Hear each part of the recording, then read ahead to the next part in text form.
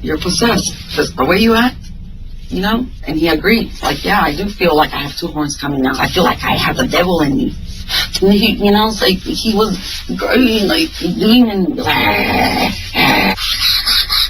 and his face got red. In the early hours of June 9th, 2013, dispatchers received a chilling and nearly incomprehensible 911 call. Well, you need medical, police, or fire. Please, I need help. Okay, ma'am. Hello? Give it up. About. Okay, you're going to have to stop crying for or calm down so I can understand what you're saying. Your name? Anna. I'm really mad. And what did your boyfriend do? He started talking to me and I was just trying to he started beating me hard, you know. Is he there now? Yeah, but he's out. I don't know. Listen, he's about to die. He's not breathing. He says, I need you here right now. And I'm trying to get someone out to you, ma'am. Are there any weapons involved? No, ma'am. Okay. It's just me and him. He just drinks a lot. He just attacked me. And he's about to die. I've been resisting him, and I couldn't find the phone. So somebody called me. Okay, so is he beating you up, or is he about to die? Yeah, he's beating me up, and The following never-before-seen footage has been analyzed by a qualified team, including a licensed attorney and former criminal prosecutor, a licensed clinical psychologist, and a former licensed professional counselor. The Park Lane is a high-rise set of luxury apartments located in Houston, Texas. As officers arrived on the scene, they could hear the sound of a woman weeping within apartment 18B. At their knock, the door opened to reveal 44-year-old Anna Trujillo. As the doorway's foyer faced a wall, the officer didn't have an immediate view of what lay inside. However, upon entering, he was greeted by an unforgettable scene. Ahead of him, beyond a set of luggage and suitcases, was an adjoining hallway. Lying in that hallway was the body of a man, the carpet by his head saturated a deep crimson. He didn't appear to be breathing. Cuts, bruises, and other abrasions were evident on his neck, torso, and arms. Yet the most unusual detail may have been the single size 9 blue suede stiletto left shoe resting near his head, adorned with blood and strands of sandy hair. The body matched the description on the man's identification card, revealing that he was 59-year-old Alf Stephen Anderson, a highly skilled research professor and biochemist at the University of Houston's Center for Nuclear Receptors and Cell Signaling. When asked what had happened, Anna seemed dazed, but finally told officers, "He was holding me and wouldn't let go." She claimed they had been arguing, but how had a simple argument reached such a fatal conclusion? Investigators knew there must be more to the story. The responding officers had Anna sit against the wall out of the way as they began to survey the scene. What they discovered there tips the scales of the bizarre, setting this case apart from others while sparking a media sensation. The officers discovered a collage, presumably an homage to the professor from friends and colleagues upon the occasion of his birthday. Ironically, for reasons you'll find out later, near the center of the frame is a page that reads "Shoe Fetish," with an arrow pointing to a picture of a woman's shoe. Other cutouts of women's shoes are prominent, many featuring stiletto heels. In the hallway, within the general area of the body, a men's pair of shoes had been placed against the wall, and next to them was the stiletto's clean twin. Moving to the living room, detectives found a new set of mysteries. On the floor in front of the sofa was a wad of hair, seemingly a match to Stefan. 2 additional clumps rested upon the couch itself. On one end of the sofa was Anna's purse. Within it was an ominous omen. A tarot card book, open to the page describing the card representing death. Stuck to the corner of the book was a sugar packet, possibly corresponding to the white granules sprinkled across the glass coffee table, which was littered with a set of mysterious handwritten notes, one of which was signed Anna. One note reads, "May the shield of truth protect you. May the sword of justice judge. Let the pen be mightier than the sword." Another says, "I ask for you and your spirit and soul to be at peace, your mind calm, your heart pure strength." Detectives cuffed Anna and led her outside to photograph her to create a visual account of evidence, such as her clothing, bloodstains, and any injuries she may have sustained. While she exhibited bruising in places, she didn't complain of any pain or injuries except for her knee, but as this was under her clothing, there was little that investigators could do to explore this issue at that time. When this process was complete, they loaded Anna into a police cruiser and set off for the station. Detectives had a lot of questions that needed answers. Was this a case of self-defense or cold-blooded murder? As she was the only witness able to provide a first-hand account of the events, they knew that Anna's dazed mind held the knowledge that would prove key to understanding the tragic death of Stefan Anderson. However, they were rendered speechless by the wild and twisted narrative of Anna Trujillo, aka Anna Fox. This is 44-year-old Anna Trujillo, recognized by locals as the host of her own community access television show, and now as a suspect in the death of Stefan Anderson. As she awaits the detectives, she sits in a slouched position with her head down, hands resting between her legs in a protective gesture. She begins to move her legs, which is a release for nervous energy. Here you go, Anna.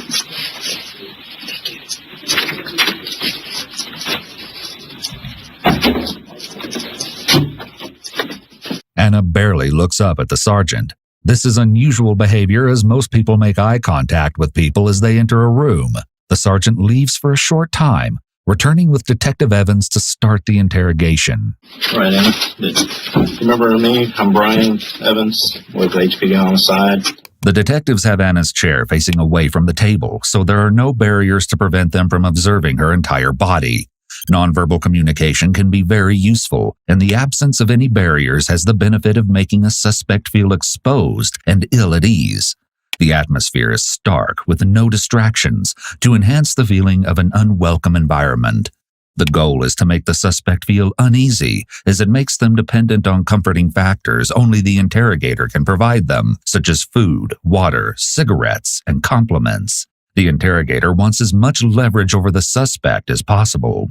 What we wanted to do was meet with you in hopes of getting your side of what happened last night there. And we need to try to, for our understanding, if you could and would, explain your relationship to Stefan. Detective Evans leans forward to meet her at her level. This may be an attempt to appear less intimidating.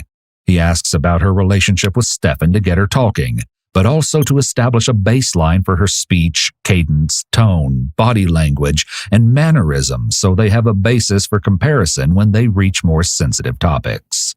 We went out and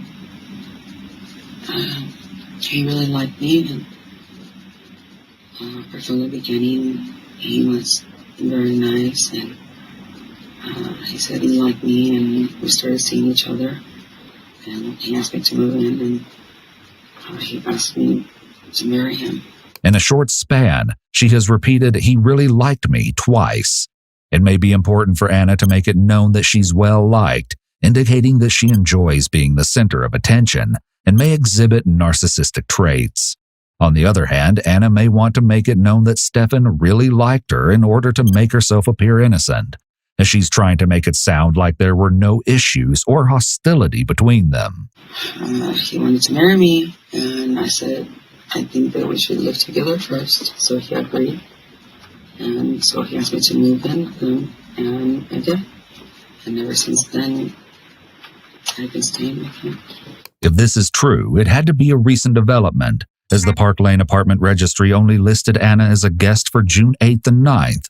What this means is that they likely only recently moved in together, or hadn't been living together long, which is why she was still only listed as a guest. This detail could cast some doubt on Anna's claims about the seriousness of their relationship. For the next 30 minutes, Anna talks nonstop about a whole series of relationships in which she paints herself as a hard-working, blind-sided victim who eventually decides to escape the abuse before going into a new relationship and beginning the cycle anew. He pushed me, he hit me against the wall, and I cried. I begged him. I tried everything. And he took me, and he slammed me. I met my boyfriend, And then so he knew the story and everything, and he said he would take care of me. Then he became physical because I wanted to leave, and he's 6'6". You know, what can I do? She portrays herself quite positively while depicting her partners as being flawed. I did it all. I was a wife, I had a career, I took care of my girls, I cleaned the house, I cooked, I did everything. And it just seems like it just wasn't enough. Incessant talking could be an indicator of personality disorder or a deliberate attempt to stall detectives from questions about why she's really here. None of this information is relevant to Stefan's death, and it seems Anna has a hard time staying on topic. Nonetheless, this information could help investigators determine whether these men are abusing her or whether she follows a pattern of asserting potentially false accusations. It finally clicked in my head when he held me and he made love to me and I didn't want to, and he's like, "You're mine, you're everything, you belong to me." And I said, "Yes, of course." And it's like, "I want everything, I want your spirit." And then he whispered in my ear, he goes, "I want your soul." The detectives have exhibited seemingly unending patience as she goes through one dramatic story after another, unprompted. "I told you not to move. I went to the Bermuda Triangle. I've done everything for you to love me, and you still don't love me." And I was like... The officers are acquiring an incredibly detailed baseline of how she chooses to present herself. It's interesting that being in the situation that she's in, she would rather talk about past boyfriends than provide any kind of explanation for what happened with Stefan. It's important to note that this interrogation is unlike many others. The main difference is that this isn't a case of who did it, but a question of what really happened between Anna and Stefan that night. For this reason, the majority of the tactics the detectives usually use during interrogations aren't needed. Because she wasn't denying killing Stefan, the detectives just wanted her to keep talking, as the more she does, the more they have to use to discredit her. This is why they're so silent and don't ask her many questions. "Anyone in my soul?" I said, No, not my soul. You can have my body or me or whatever you want. You cannot have my soul. That belongs to God, right? And so I lived with James, and he became my friend, and he took care of me because I was afraid to go. So, I loved him as my friend, actually. And that was up until 2012. Yeah. Okay. And he cared for me, and he loved me, So he started to care more. Yeah, oh, of course, yes. More than friends. Yes, yes, yeah. He loved me, took care of me, and, he loved me, and I told him that I could not love him because I did not feel anything for him. Right. But he was there, and then I didn't want to have sex with him, but after a while, he kept, on and on and on and on and on, and then, I gave in after a while, because then I said, well, he's taking care of me or whatever, He's always loved me like that, but I had no love. I couldn't love anyone. Right. The friend Anna has been talking about is James Jimmy Wells. Investigators were able to reach out to him to learn more about their relationship. Anything beyond that, dating relationship, talks of marriage, talks of kids? Okay, I'm just going to clear this up. Actually, she did become with child at one time. We had a couple times, but we weren't serious. It was just platonic. We were real good friends. But she became with child one time, but she suffered a miscarriage. Okay. She never mentions the pregnancy and subsequent miscarriage that James discussed during his interview, instead moving on to the story of her next relationship and a digression into her experimentations with holistic medicine before returning to the topic at hand. And Stefan, he was older, beautiful. I like intelligence. He's respectable, and he treated me very good, and he liked my art. I showed him the beauty of art, the healing and everything, and that's it. Okay. Before we go into any depth in talking about Stefan, I want to hear how this relationship developed with you and Stefan. Yeah, that's it. Before we do that, though, we have to take care of a formality. in order for us to talk about that. Okay. Are you willing to talk to us about your relationship with Stefan, how it developed and how it basically unfolded? How are you asking me if I'm willing to? Are you saying? Well, we have to go through a formality where I have to read you a statement and make sure that you understand the statement before we can discuss anything about you and Stefan last night and your relationship. Okay. Finally, an hour into the interview, Anna gets to the victim. The detective needs to ensure that anything she says in relation to the crime is admissible in court, so he wants to Mirandize her. The sergeant claims the procedure is just a formality, so as not to alert her to the seriousness of waiving these rights. Is that something you're willing to do, willing to agree, so that we can continue to have our Are you saying, though, I need an attorney? Are you saying... Well, that's part of that. Homicide. He died? Despite his efforts, this declaration sets off warning bells for Anna. Even though they told her from the beginning that they were homicide detectives, Anna acts like she's just now learning that her actions led to his death. The surprise she's trying to convey at this point is likely disingenuous. Yeah, Stefan is dead, yes. I was giving him mouth to mouth. Right, I know. Her response to the news of Stefan's death is extremely suspicious, as she has a little reaction and even gets a little defensive. Yeah, and that was relayed on the call to 911. The fact that you were performing CPR. So are you saying? No, what I'm telling you is that I want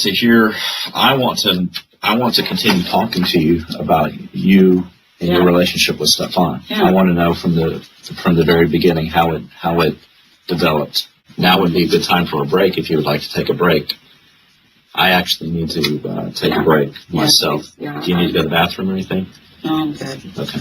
The interview has now reached the actual interrogation segment, and since Anna is expressing an adverse reaction to the impending Mirandization, the detective calls for a break. He likely wants to give her some time and distance from this negativity. Sorry about that. We just need to take a break from this.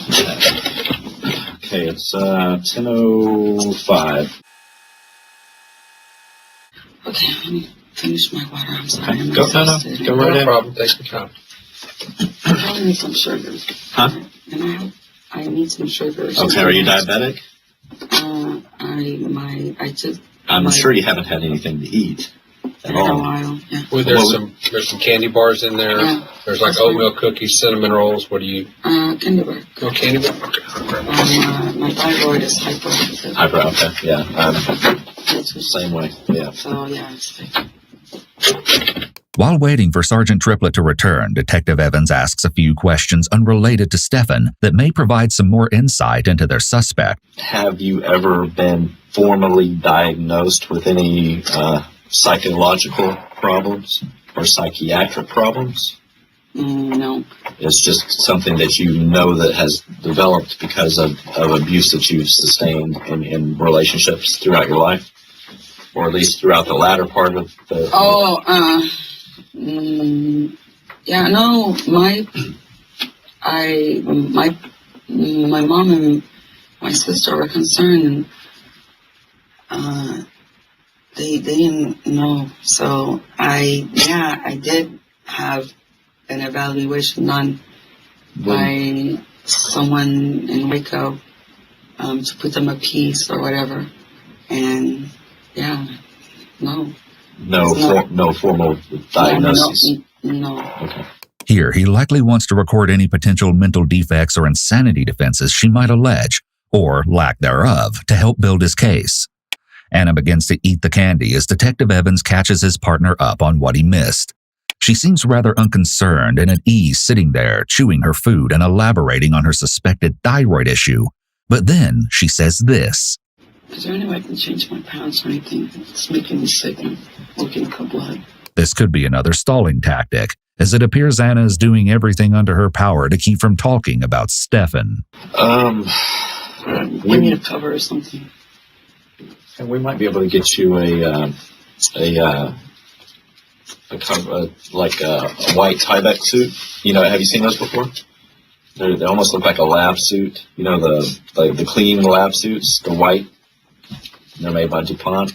We have those in our upstairs in our CSU offices. Yeah, it's just...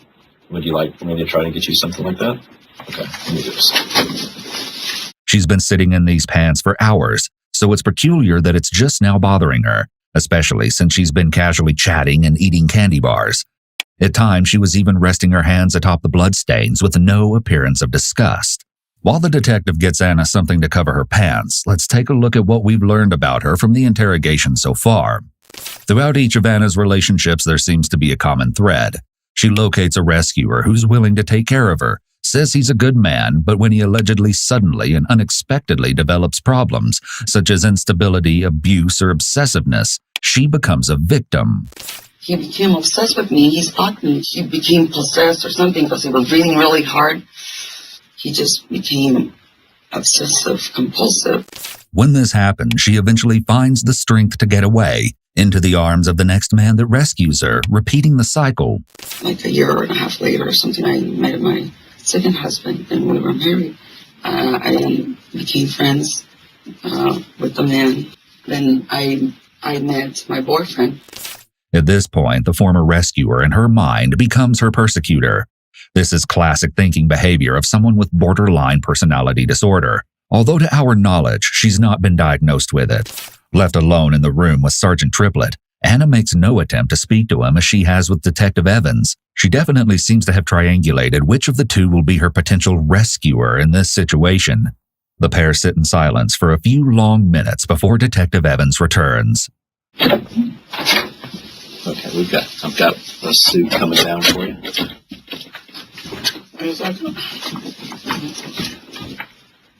Well, you can actually put it on, or you can just drape it over your lap, whatever you want to do. The investigation comes to a temporary halt as detectives wait for Anna to dress. When the medical examiner's report from the autopsy of Stefan's body came back, the official cause of death was reported to be blunt force head and facial trauma. The coroner also reported incidents of blunt force trauma to his neck, torso, and extremities, as there were many injuries along the arms and wrists. Needless to say, Stefan's head suffered the most grievous wounds. There were 10 lacerations and additional abrasions and contusions, bringing the tally to 25 separate injuries, not counting those inflicted to the rest of the body. In the interview room, Anna is now dressed, so detectives once again broach the topic of Anna's Miranda rights. We're not going to blindside you here with anything, okay? We're here to try to understand things. But in order for us to talk to you about certain things, you have to understand your rights, okay? And this is just a formality that we have to go through, okay? All right, I'm going to read these to you one at a time. And then after each statement, I will ask you if you understand them. The officers continue reading through each, ensuring that she understands so that there can be no allegations of misconduct. Why would I speak to you?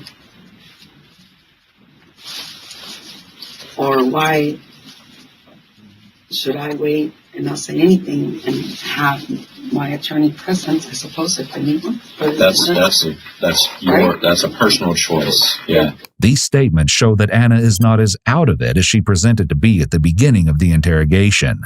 The fact that she's considering the risks of speaking to the detectives without an attorney present shows that her thought process is intact. This tells us that the 1 hour of stories and tangents could be a manipulation tactic. Why would you be stuck? I suppose because from this point on, whatever I say without counsel, then you guys can. Am I being charged with anything? No, ma'am. At this time, you are not charged with anything.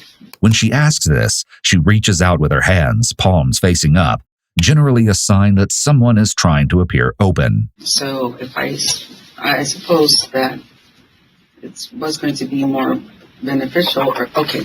So Well, if I agree, let me explain or this to you. not. You are a very intelligent person. Okay. Why do you say that? So, Well, I can ascertain the fact that you're an intelligent person. You're a very articulate person as well. thank you. Anna clearly relishes in the detective's compliment, even in these circumstances, indicating she may be self-absorbed. The detective could potentially use flattery as an effective method to appeal to her. We're not here to deceive you in any way. Thank you. Okay? I have been the whole thing. I have been deceived a lot, you know? And I want to trust. That's the whole thing. Mm-hmm. I do trust.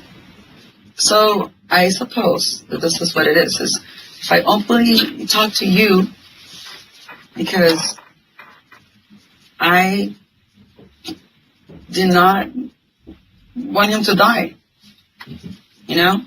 If I be quiet and don't say anything, does that make me seem like I'm guilty or I'm hiding something because I'm not saying anything until my attorney gets here?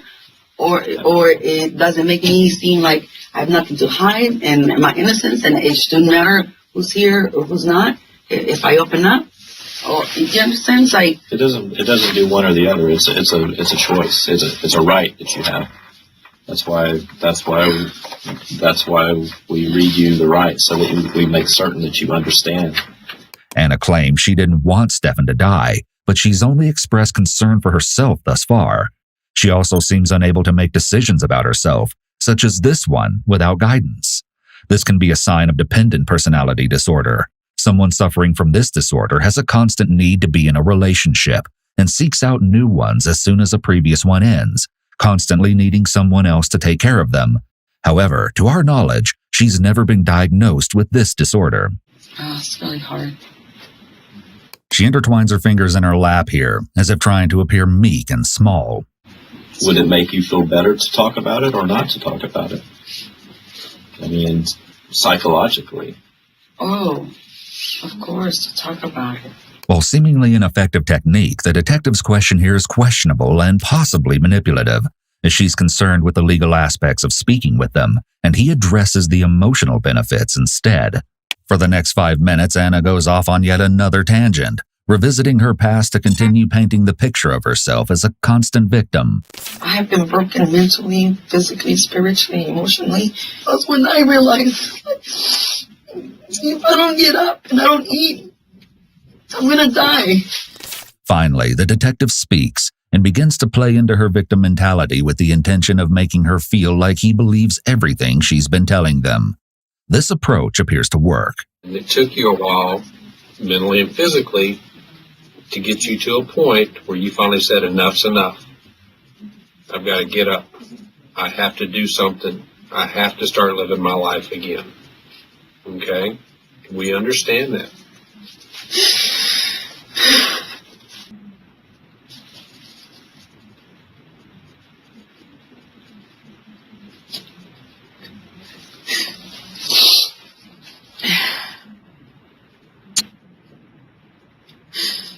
I will talk to you and I will tell you. So you're saying that you do want to talk to us about last night and Stefan, your relationship with Stefan? You want to waive your rights in order to talk to us? She performs self-soothing gestures with her hands, rubbing one atop the other, signs of elevated stress. She likely realizes at this point she can't get around talking about it. The detectives have done an excellent job guiding her to this point, as she was clearly on the fence. Nonetheless, the investigators spend nearly 5 more minutes trying to get a definitive answer to this question.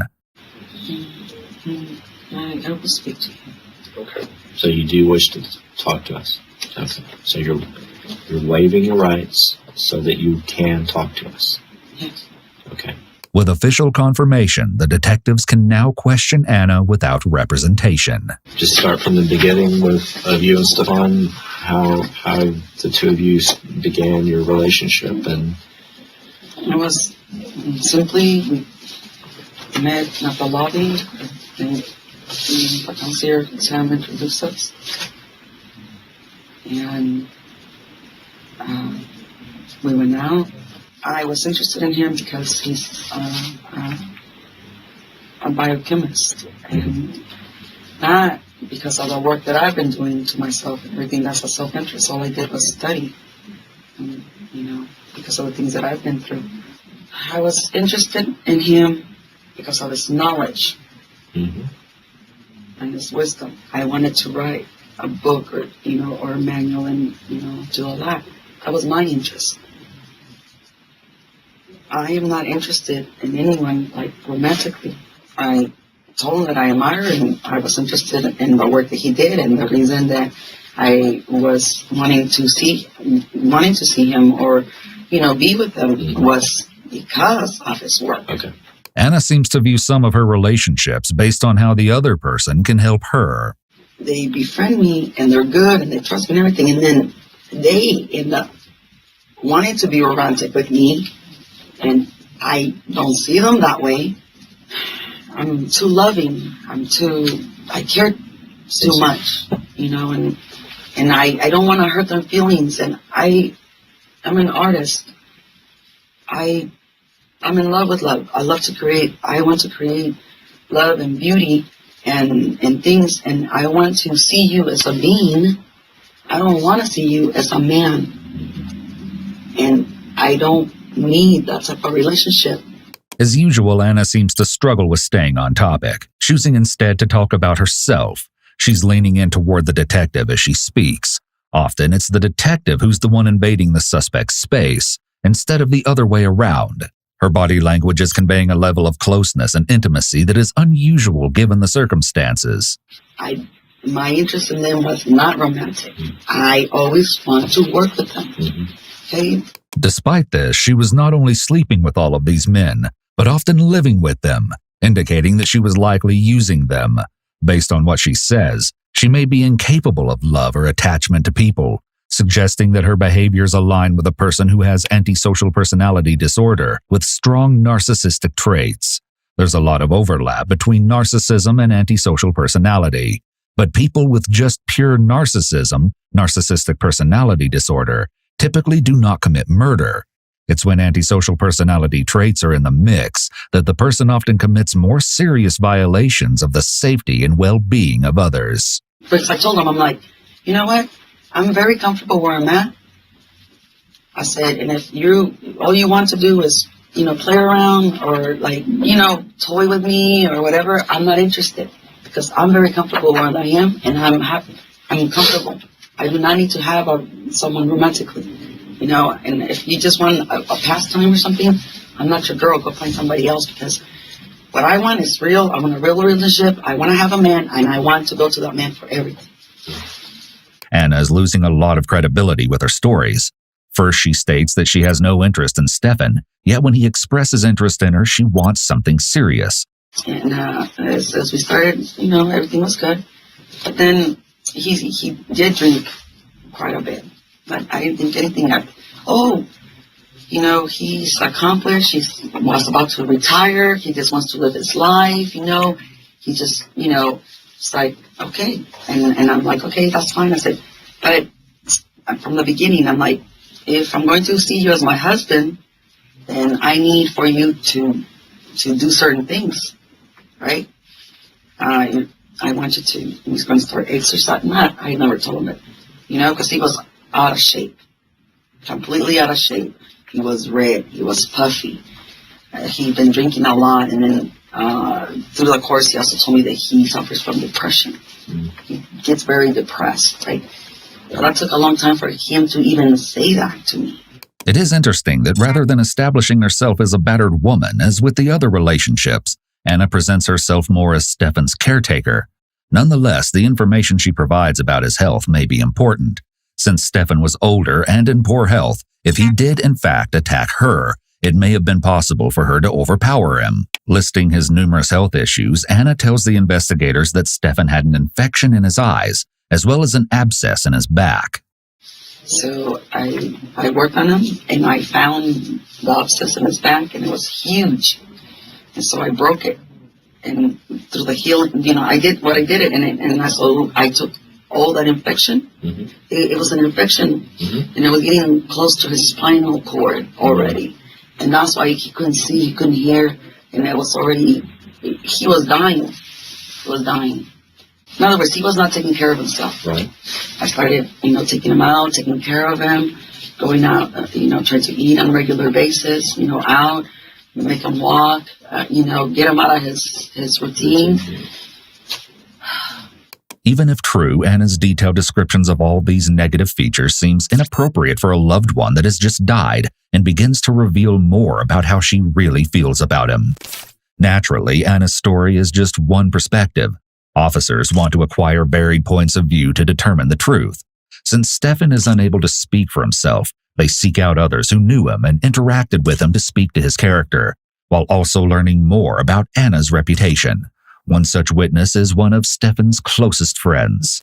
In the beginning, I thought it was a perfectly normal relationship. But then both my wife and I started to feel a little bit uncomfortable together with her. Okay. Be open, be honest. Okay. When you say uncomfortable, explain to me what do you mean by uncomfortable? Did she use bad language? Would she make rude gestures? I think it was more like she said strange things. Okay, So, such for as? example, I mean, if there was a bottle of water or a glass of wine or something, she could say, "Yeah, did you see that fish in there?" And we said, "No, I don't see any fish." You don't? Okay. After this peculiar revelation, the interviewing officer wants to further explore the dynamic between Anna and Stefan. From my understanding from going through this entire case, everybody has told me that I've interviewed that Stefan always took care of Anna. He paid for everything. He took her everywhere. He did every single thing for her. Yes. Is that correct? But He was always the guy that paid for everything. yeah, that's my understanding as well. While Anna does acknowledge that Stefan was good to her, she doesn't sound particularly appreciative of this generosity. He does not drive. He doesn't like to drive. And yet we need things. We run out of things. And my license is expired because I didn't have my residency. So I couldn't get my driver's license until I got my residency. Okay? So I'm stuck. I don't drive. He completely became obsessed with me. He loved me. And he was like I was his everything. And then I would look up and he would be staring at me. Or I wake up when I was sleeping and I wake up, he would be there, like staring at me. Then all of a sudden, I would go to sleep and he'd wake up. And he would wake up like a child. I'm just your baby, just take care of me. I just want you to take care of me. He wake up like an infancy. And I was like, oh, that was weird to me. Because I don't like and I do not want to be with a child. And he was like, come on, ooh, make love. Or he get like, he want to make love and be like that. And he was acting like a little kid and psychologically was messing me up. I was like. In addition to contacting Stefan's friends, investigators went to Park Lane Apartments, Stefan's condominium complex, to learn more about both the victim and their suspect. There they met with the apartment's night concierge, who was present on the night of the murder. Would you say you know by sight Anna Trujillo or possibly Anna Fox? Yes, I know her by Anna. You know her by Anna? I remember when I first started working here, she came in with him. They were out, I guess over at the park. She said that they were out over at the park. But anyway, she came over and spoke with me. It was real, real nice, As Florence is familiar with each of them, the officer wants to get her perspective on their personalities to determine if Stefan seems like the type of man who could carry out an assault while also gauging Anna's credibility. What do you recall, if anything, that stuck out about Mr. Anderson, about his personality or his demeanor or the way that he treated you or other people? Mr. Anderson was very nice. He was very quiet. He seemed like a real shy type person, real quiet. I mean, he always spoke, was very cordial, and just kept to himself. The thing that stuck out with me about her is she seemed like she was high on something all the time. She just had this, when she would talk, she would kind of be like a slur, but she just seemed like she was high on something. I couldn't quite put my finger on it, but her and him just didn't seem like a match to me. Okay. It was just odd. While Florence seems unsure of the root of Anna's slurring, many witnesses, including her friend James Wells, stated that she was often highly intoxicated. He, of course, alleged that this was primarily the result of her adaptation to Stefan's lifestyle. Meanwhile, Anna continues to cast aspersions on Stefan's lifestyle and personality. He wouldn't bathe for a long time. He'd go days without bathing, you know? I was like, you have to bathe. So, he started getting better and made him shampoo his hair, started eating, and then I finally would break down and tell him, let's have I'm like, Stefan, I'm not there yet. I feel that you're an older man, and I feel like I'm sleeping with my grandfather. That's not cool. I need for you to get healthy and to get good so I can be attracted to you, so you can be my man. And so I told him, look, I need for you to go to the doctor because, number one, you're waking up. You're either on some drugs, because he would all of a sudden change. Obviously, I think he was using some type of drug, but he didn't want to admit it to me. But I don't know why, because he has a whole pharmacy in his apartment. I don't know. I said, like, you don't have to answer me, but you're either taking some type of drug because you change. I can tell when somebody drinks and they act a certain way, completely different. I'm like, you're either on some type of drug, I'm going to tell you, or I'm sorry, but I finally got to the point after a while I was sickened. He was maybe getting dementia or some mental thing was affecting his brain. Now that she's torn down Stefan's physical traits, Anna attacks his mind as well. You know, I said, or you're possessed, because the way you act, you know? And he agreed. Like, yeah, I do feel like I have two horns coming out. I do feel possessed. I feel like I have the devil in me. You know what he said. And I'm like, I take that very serious because that's real. She may be trying to paint Stefan as a monster to validate her accusation that he attacked her, but her claims seem more and more outlandish. Socially, he does good.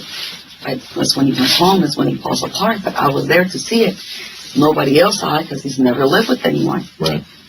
While this could be true, it may be a preemptive attempt to cover herself in case anyone contradicts all these behavioral issues she alleges about Stefan. It started to get so bad that I would tell him these things. I told him, you need to go get an assessment to see if you got dementia. Oh, it was like I was a messenger. He hated me for telling him his weaknesses or the things that he would do. He would get angry with me, right? And he hated me. And I'm like, I'm not going to stand here and be, you know, like, I'm trying to help you. And so that's when I went back and I went with my friend James. Maybe Stefan was angry with Anna about her pointing out his flaws, or maybe it was something else.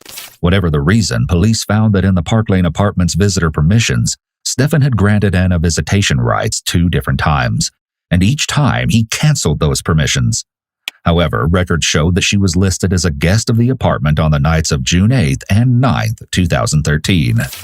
I mean, Stefan, he was a genuinely nice guy, and I got the impression, but I'm not 100% sure, of course, because I was not up in the apartment, but that he regarded her as his ex-girlfriend. Okay. And then the Saturday, Sunday when he was killed, she was supposed to go to Waco. Stefan tried to arrange something with taxi and so on or whatever. And then I got this message on Sunday morning, which was a disaster. Okay. So even though she was planning on leaving, going to Waco, and he was still, out of goodness' heart, helping her go see her children, she did this anyway. Yes. Back in the interrogation room, Anna has changed her tone. It got too much for me. I care for so much for him. You know, and what do? He has no family. Nobody watches after him. Nobody. No, he has nobody. And he would tell me that. Hannah, take care of me. I want you to, you know? And I'm like, I promise I will. You know? And that's how it kind of went. And he's lovely and he's beautiful and I love him too. These statements seem to contradict what she said prior about him as well as their relationship. And then he would do really good. And then I'm like, okay, cool, me too. I get happy. Okay, we're doing good. You're taking care of yourself. I would have to make sure, he was always eating, and I was always worried about him. And then also when he drinks, he wanted to give me the card and go on shopping sprees, and he bought me, we went shopping one time, and he bought me $4,000 shoes, no, a purse and shoes. Well, he wanted stilettos for $1,500 for stilettos, okay? And then he bought a purse for $4,000. That's right, the stilettos. Just one of many generous and expensive gifts that she claims Stefan purchased for her. I did not know how much those things cost until they gave him the bill. Right. And then we came home, and I'm like, to me it was a waste of money, because here I am, I can do so much money, and I didn't want to touch, I don't like touching money. I want to do the work, and somebody pays the bill, and right? I don't want to touch the money. I don't handle it. What? Physically, you do not. Yeah. You do not want to touch it. Yeah. What is it about the money you don't like to touch? Because of the thought of where it's been? No. Or who's touched it? Or is it? Well, I suppose it was. The detective may be trying to determine if she experiences obsessive-compulsive disorder here. Between this and his earlier questions about psychological assessment, he seems to be seeking a mental health reason to explain her behavior. Because of what it represents. Okay, that's and what what people do to get the money. That's what I thought. Okay, yeah, it's a representation. Mm-hmm. And how people buy people, and they kill, and they do whatever they want just to get that dollar, right? So I'm like, I do not want to be corrupted. I believe in that. I don't want to touch it. So therefore, I do the work. You take care of, the things that I need, and I'm good. It doesn't make sense how she can want to be taken care of, but not want anyone's money. The two concepts go hand in hand. It's possible that Anna is trying to downplay the importance of money so that the detectives don't think she was using Stefan for financial reasons. There's a cycle, a history here where you have become involved with people who have become confused because of the relationship. And they may confuse your kindness towards them, the way that you act towards them, for what they want, which sounds and oftentimes is. Now the detective begins to take a greater role in the interview. I am pretty open, pretty straightforward. Mm-hmm. And they agree. Right. And I want to be friends. I say I want to be friends. Right. I don't know where in their mind, or I want to work together. And I do take care of you, and I love, you're my friend, or if you're my boyfriend, then you're my boyfriend, That's it. A lot of men look at it and go, yeah, we have things in common now, but down the road, the common thing that's going to bind us is going to be that intimate or that romantic relationship, as to where you've got a point where, no, it's not going to be that way because I'm not attracted to you that way, but I am attracted to you because of your mind and the things that you do in your life. Yes. Anyway, so it got to the point he got upset and whatever, and then, he would regress, like I said, and so this where so point being, and it's good. So she seems confused and lost as she tries to pick up her story again, repeating herself quite a bit. The detectives provide a summary of where she was at, up to the point where Anna had returned to staying with James. She picks up the story once more. Point being, I went back with my friend, and then James. James. Okay. Yeah, casino, or just across the street. So I felt safe there and everything. I guess one of his friends staying with him, and he has a little girl. Ms. Trujillo know about Shonda? Is that her name? Yes. All of us are friends. Okay, you're all friends. Yes. Shonda lives with me. Okay. We are roommates, and her kids live with me. Are y'all in an intimate relationship, or yes, we're you and Shonda are in a dating relationship or intimate relationship? This is how she ended up being back at my house because she hadn't been staying with me. She had been staying with him, but out of nowhere one night in January, she just showed up. She was drunk with a lady from KCOH, the radio station. She dropped off. She was like, "Hey, I was just making sure." She told me to bring her over here. And at that time, I guess she wouldn't confide in me because I'm a man or whatever. But she told Shonda later on that night that she had gotten in a fight with him. And that's why she just showed up at our house. James paints a different picture of Anna's arrival, far less amicable with Stefan than she describes in her version of events. That night, Anna got into a physical altercation with James's girlfriend, Chanda. Anna claims that Chanda pushed her first and knocked her down before she began hitting her. She tells detectives that they made up and apologized, but Chanda still went behind her back and threw out all of her things. Her fight with Chanda demonstrates a propensity toward violence, and it is not an isolated incident. This particular day I picked her up, I noticed that she was something was wrong. So she asked me to order her a drink. I bought her wine. I got me something to eat. Then we were about to leave, but we stand at the bar, and I kind of asked her, I was like, "Are you drunk?"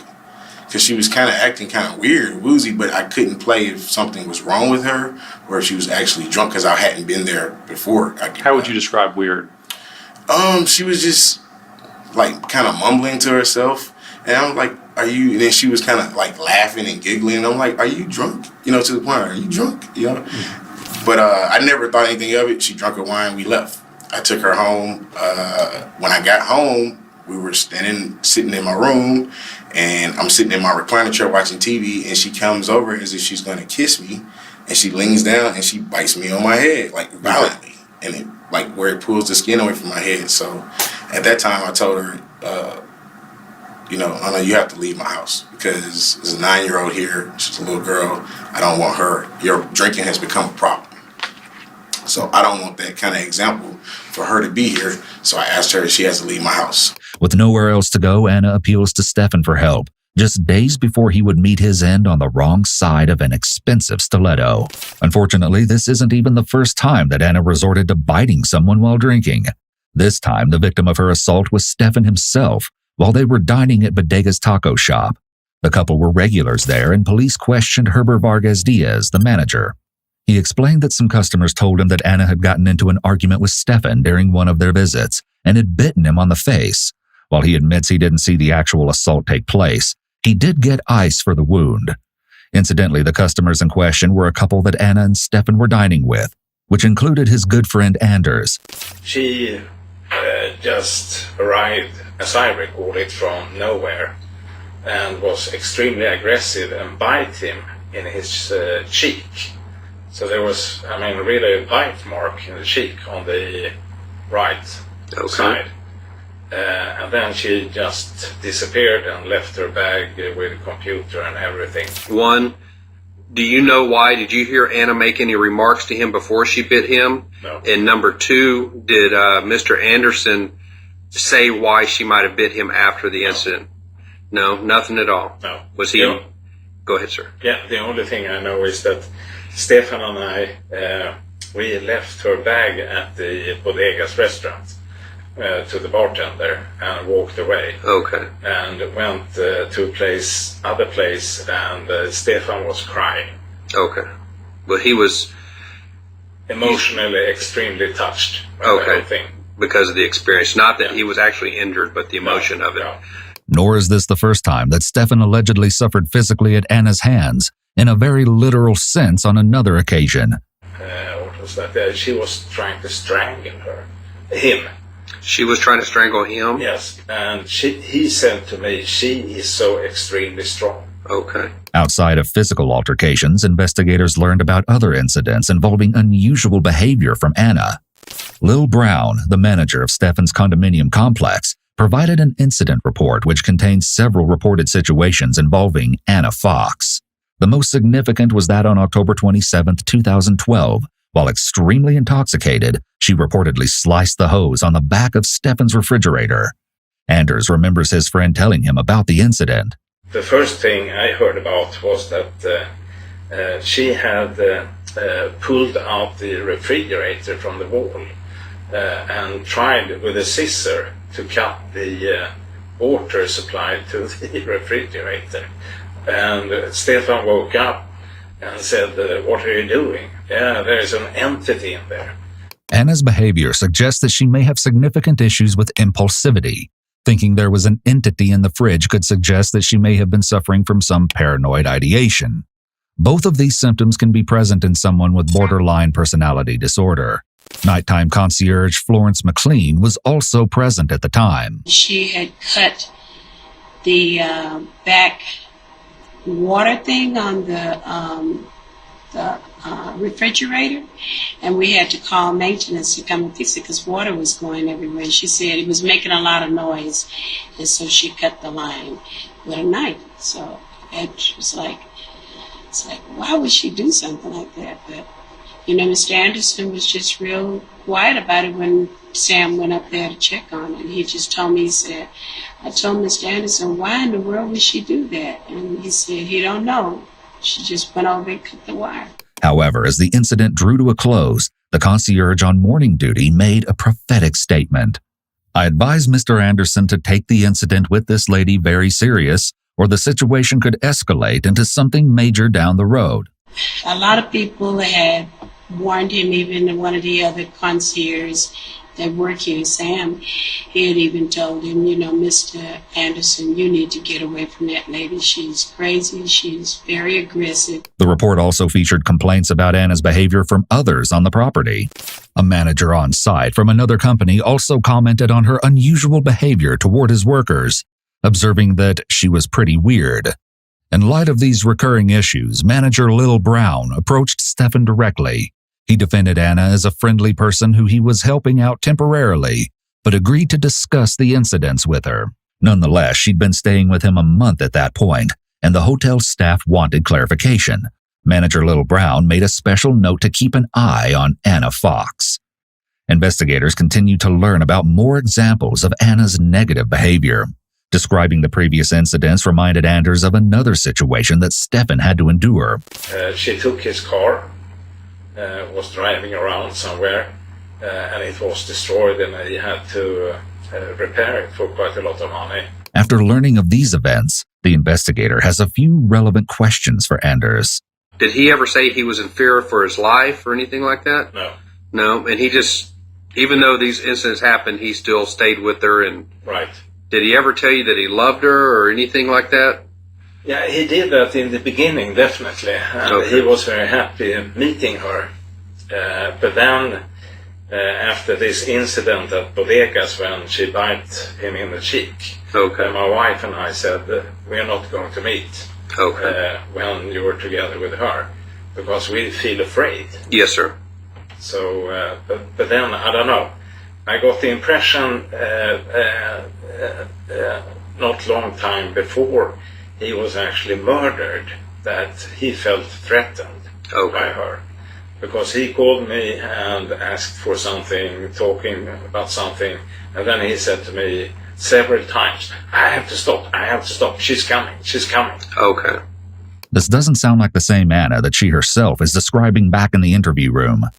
And believe me, I try to keep the peace, you know? But anyways, we got into a fight yesterday. She hit me. Look, I still have the bruises with the stick. She kept a stick. She hit me with it also. And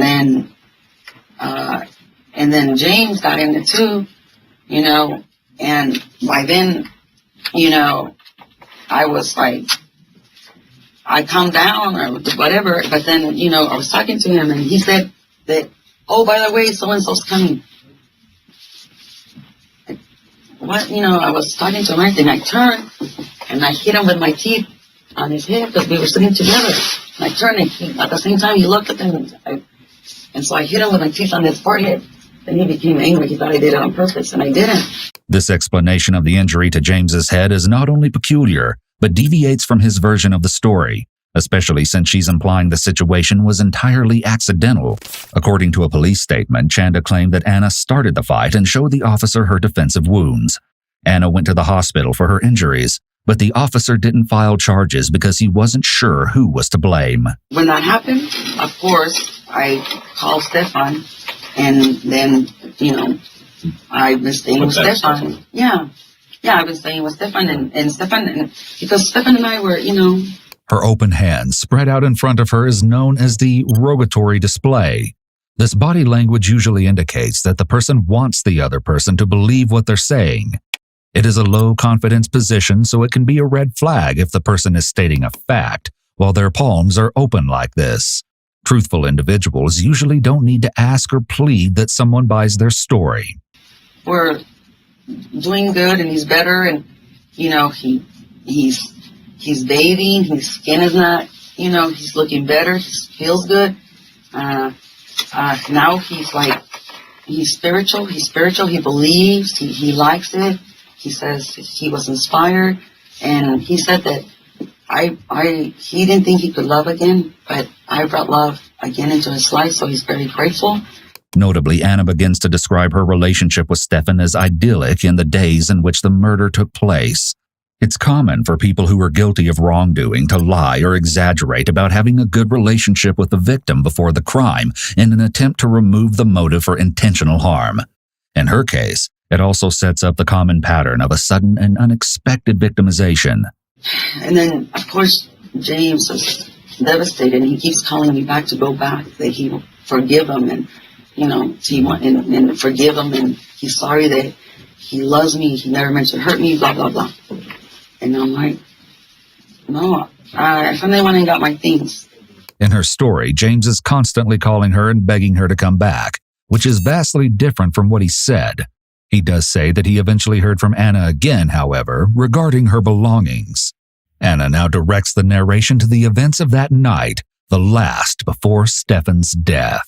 We went to 1550 and, we were drinking, everything was good. So you and Stefan went out? Yes. Okay. What's 1550? It's a club Okay. on Alameda. Okay. We go there, we eat. That's what we do. We eat, and it's very So y'all nice. did Everybody. this last night? Yes, Okay. we went, we ate, and we were celebrating. We were having a nice time, and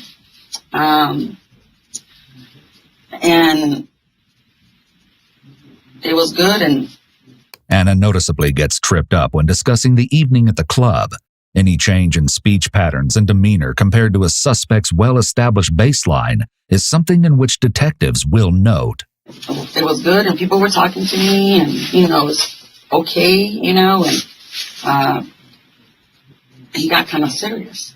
They said, "What's wrong?" It's like, "No, nothing." I'm like, "You changed, right?" And people come over here, and he started to kind of get real kind of possessive and kind of bringing me in, and I'm The people you were talking to, were they they're in the club right in there. your group that you were with? No, it was just me and him we went. Okay. We were sitting So at the bar. Essentially, they were strangers. Yeah. So he's getting jealous you're talking to strangers. Right? Yeah, but he was right there. He was right there with me. As the atmosphere begins to change, Anna once more indicates that Stefan is the source of discontent. And then somebody ordered a drink. I think it was a gin, and they put cranberry. And I'm like, Bombay and cranberry. I'm like, and I heard him. I said, what was the drink? He goes, did you put cranberry and and gin? It's like, yeah. He goes, it's really good.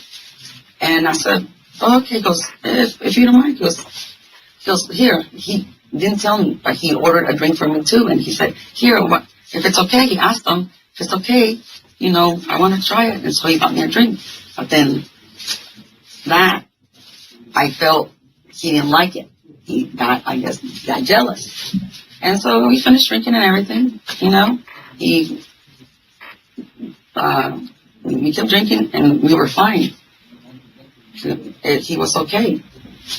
Well, okay, so we go home and everything's good. Despite Anna's explanation of Stefan's seriousness and jealousy issues, she claims that everything was fine and good, implying they left and went home without incident. However, investigators learned that she'd skipped a few key elements in her story that took place in between.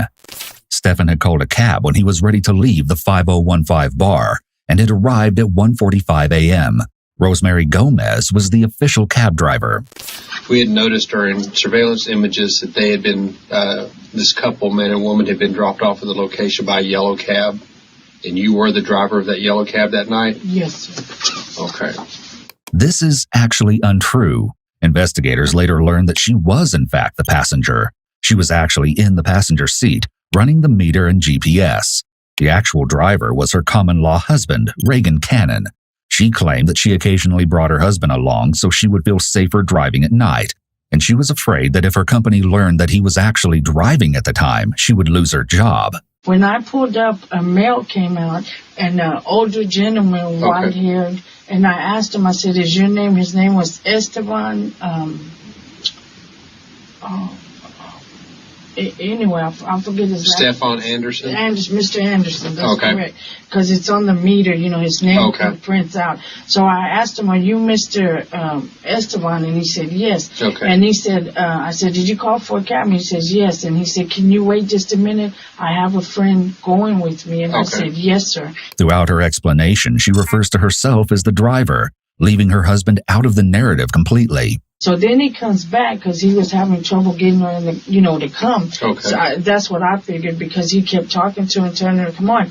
Then he comes back and he said, my friend is going to go with me. And I said, are you sure? And he said, yeah. He said, just please give me a minute. Can you wait? I said, yes, sir. So then he goes back again and then he comes back. And then I said, Mr. Esteban, are you going to take this taxi? And he said, yeah, turn the, he said, if you have to turn the meter on. Okay. And I said, okay. So he said, just a minute. My friend is coming. So then when, the door's open the whole time, so I'm watching him to make sure he's going to get in the cab and who's coming with him. So when I turn, the third time, he's going back to the same lady, and I can't hear exactly what he says, but all I heard was the lady scream. The lady said, go get a cab, real loud like that. I mean, I could hear it plain and clear. She said, go get the cab. Later, detectives were able to get in touch with Reagan Cannon to hear his side of the story as well. So that girl, Anna, when she got in the cab, what'd she say to you? What did she say to me? Yeah, was she cussing you or was she cussing Rosemary? She was cussing the man. Oh, she was cussing? Well, she was just cussing in general, just being a butthead. Well, at first, whenever we stopped at the bar to pick him up, he came out. He asked us to hold on, that he needed to get his friend. Okay. And he went to the door, and she was standing right in the doorway. Okay. It was a side entrance, and she was standing right in the doorway talking to another man. And he walked up to the doorway to her and asked her to come get in the cab, told her he had a cab. She starts hollering at him, telling him to go get a cab. Okay. And he's telling her, I've got a cab in the parking lot. If there was any doubt, all reports indicate that Anna was highly intoxicated. And I'm like, man, she would find her another cab. Been in there, I would have got in the cab and said, lady, however you get home the best way you can, because I'm out of here. Okay. The next thing I know, he's walking with her, helping her because she's having, trouble walking. Okay. And he's holding her hand and he brings her. Okay, the door's open on the back door on the passenger side. Okay. So he comes around to my side, the driver's side, and opens the door and gets her in. She gets in and sits down, and then as soon as she sits down, he goes around and comes in and gets in and shuts the door. And I said, where are you going? And it showed on the meter. I said, is this the address? He said, yes. Right away when he said yes, the lady proceeds to tell me how to go and how to drive. She said, we're going to so-and-so address, and you good up here. She said something, and I said, ma'am, I got this. I'm going to put it in the GPS and we'll follow. She said, I'm telling you how to go, and this is the way you're going to go. And she starts telling directions, and he's trying to give directions too, and she's telling him to shut up, that he doesn't know what he's talking about, and this and that. So as we're going along, she's trying to tell me how to drive and how to get there. She's still going on cussing and stuff, and I just thought in my mind, this lady's had too much to drink. I'm just going to ignore her. And so then when she was in the back, and she tells Esteban, Mr. Esteban, she said, Esteban, what the He said, aren't you going to tell her anything? And he says, what do you want me to tell her? She's not doing nothing wrong. She'll get us there. He says, be quiet. She'll get us there. He says, she's doing her job. And she said, what the she was just... Well, you can tell us. I mean, she was just going, what the She said, you're not going to tell her nothing for telling me something? And he's like, but she didn't do nothing wrong to you. He said, just be quiet. We'll be home in a minute. Rosemary then goes into a detailed description of Stefan's demeanor during the events, which corresponds with what other witnesses have said about his personality. The gentleman, Mr. Esteban, he was very calm, very patient, very, passive type of person. He was just like attending to her, helping her. You know what I mean? He never got out of line. He never cursed. He never raised it. He was just very calm, very nice, older gentleman. Then when we get to the house, the meter, it said 6 something, almost $7. And he said, I don't have cash. And I said, you don't have cash? He said, no, can I pay with the credit card? And I said, you want to pay with the credit card for $7? And he said, is that okay? And I'm like, well, if that's all you got, okay. And then she says, then the lady butts in and she says, why don't you come tomorrow? She said, just come back tomorrow and pick up your money. And she proceeds to tell us, don't worry about the cab fare. Come and get it tomorrow. I said, ma'am, I'm talking to him. And she said, F you.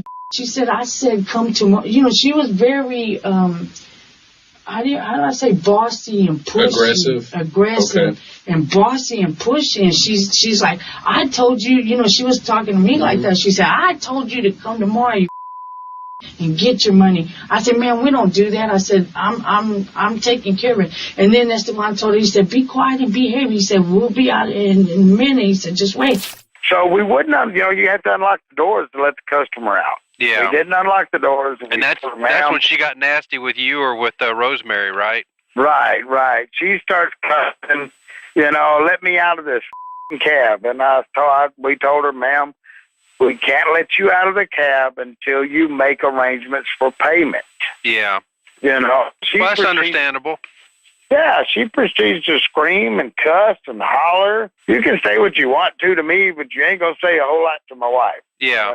And I looked at Mr. Esteban. I said, Mr. Esteban, that's it. I'm calling the police. Because she was, to the point where she was too drunk, she was cursing, and she was starting to get mean. And I don't take chances with customers like that. Inside the complex, Florence McLean is working the desk. I recall actually, she came in first. I saw the both of them pull up in the taxi, and she got out of the taxi. She came in first, and she came straight to my counter, and she said, "Boy, we had a really rough night tonight. This taxi cab driver drove us all around out of the way, and he expects us to pay for it." And she said, "I'm trying to tell him he doesn't have to pay for this." Anna was likely still fuming that the cab driver wouldn't follow her personal directions to the hotel. And then she called out to Stefan. She said, "Stefan, come on here,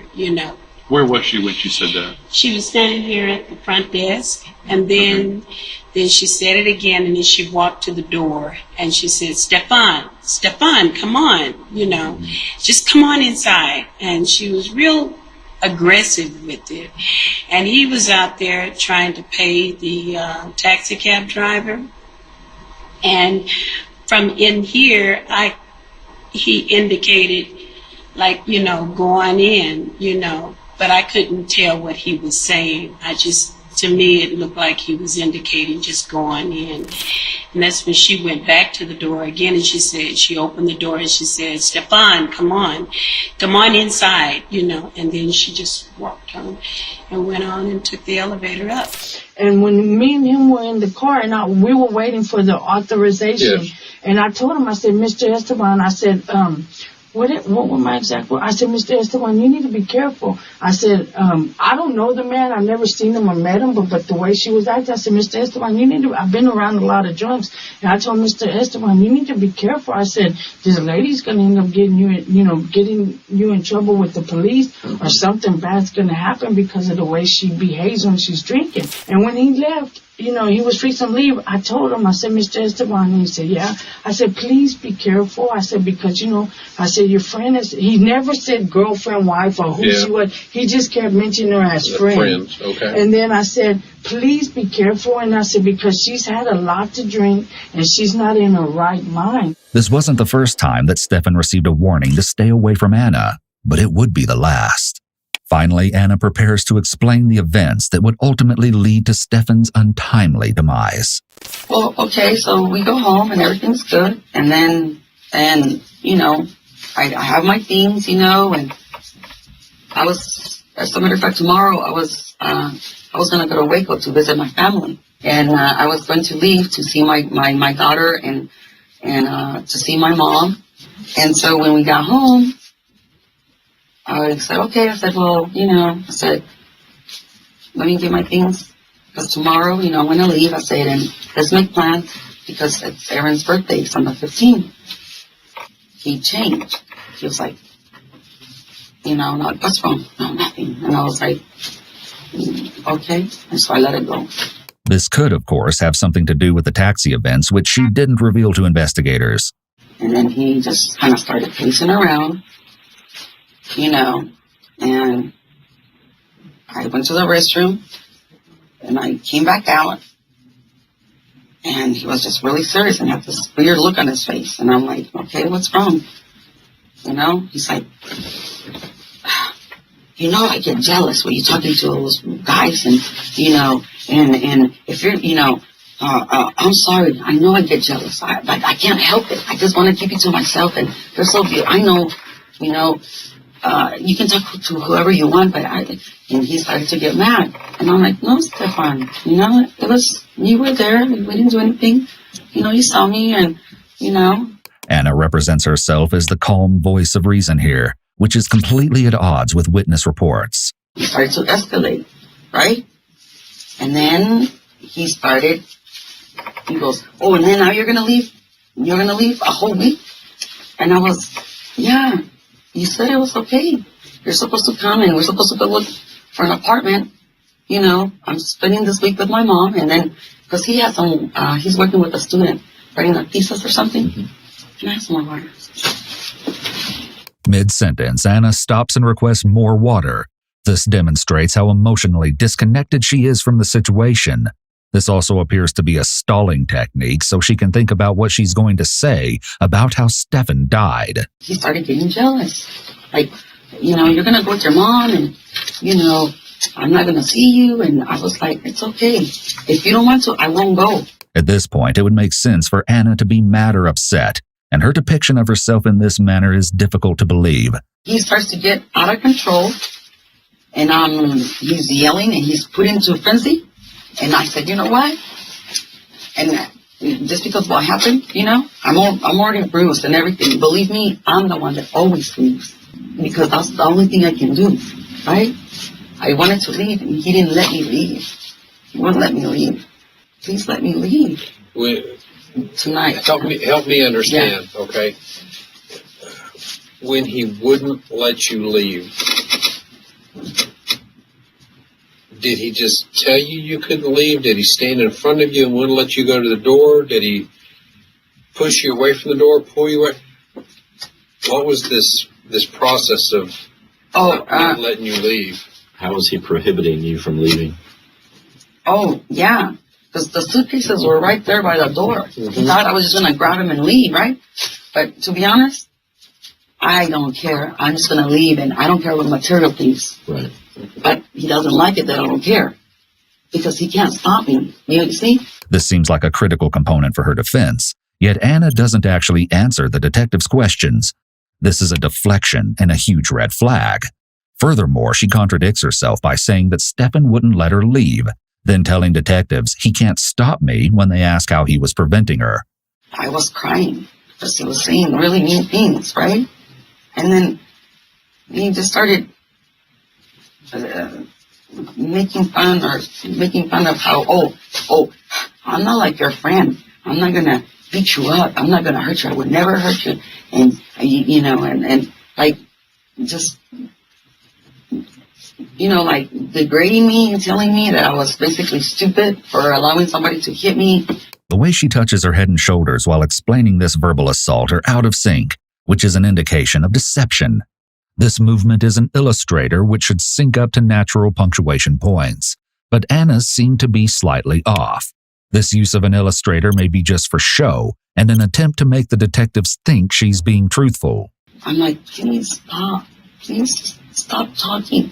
Please stop. Stop talking. And he wouldn't stop. And his face got red. And he changed. He became infuriated, mad.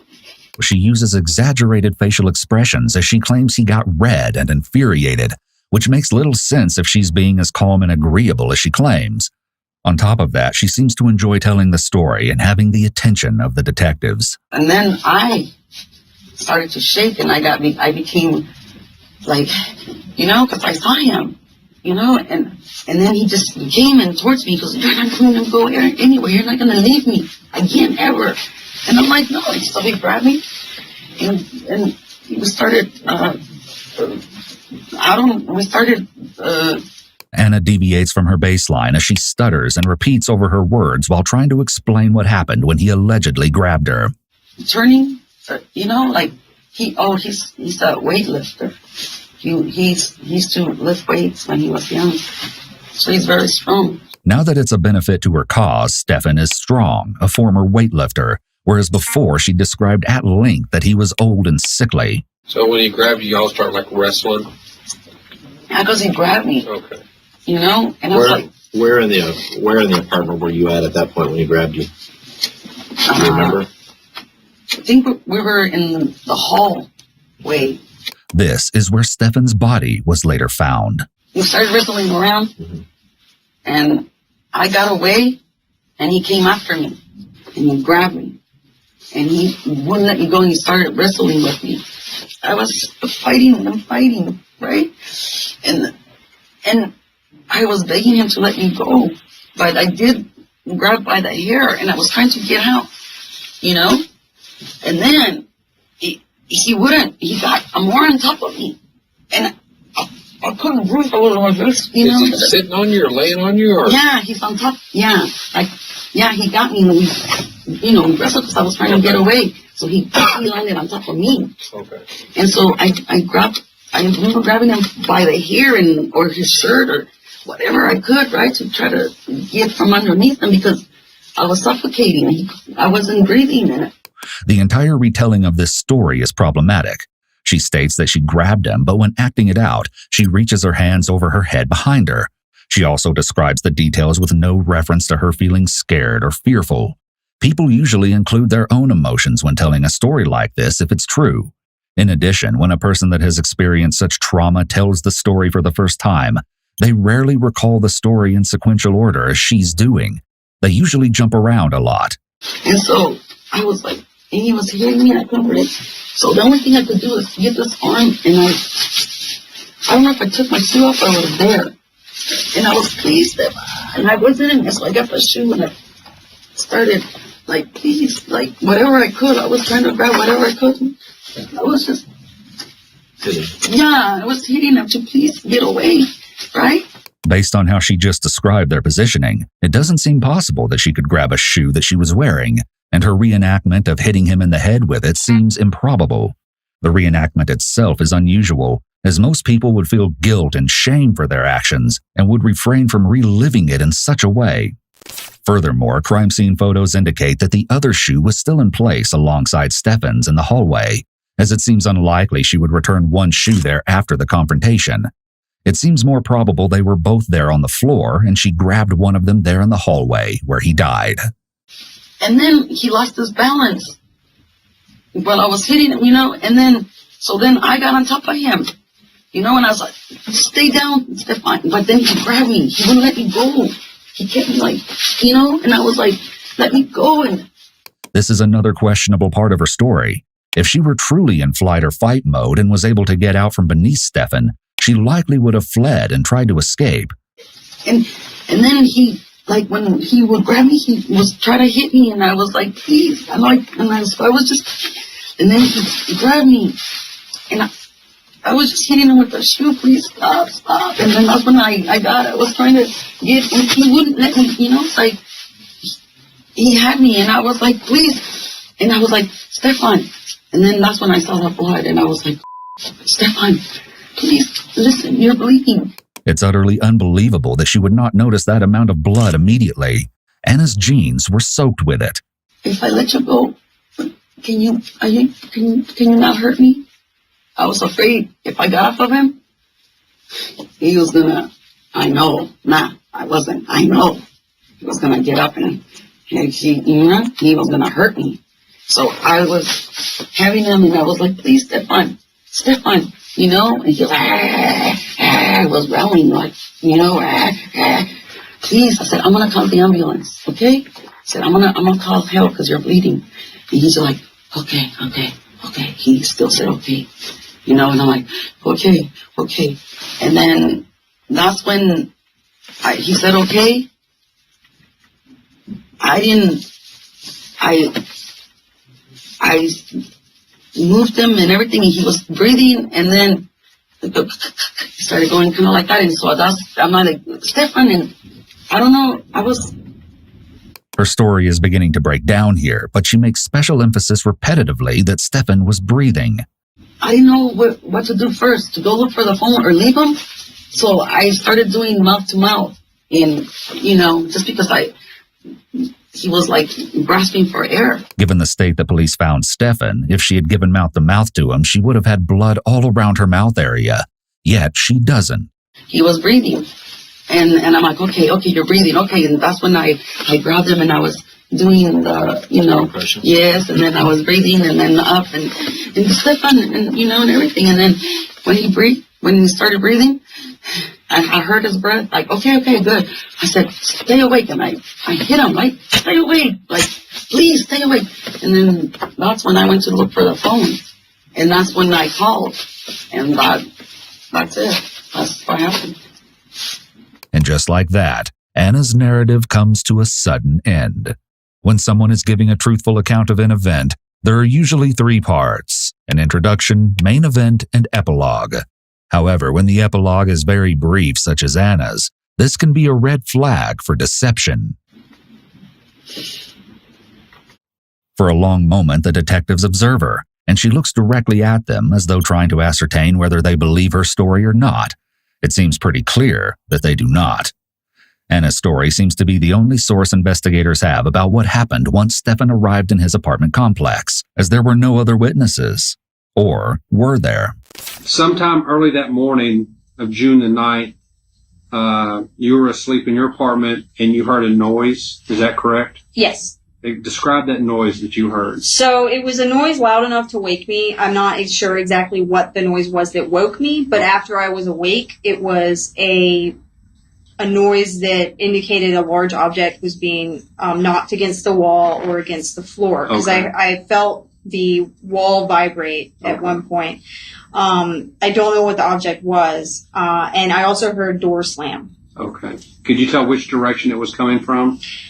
Yes, I could tell. Initially, I wasn't aware because I was still sleepy. Okay. But once I woken up, I was aware it was coming from behind me, which is the apartment that we're speaking of. Mr. Anderson's yes. apartment? Okay. Yes.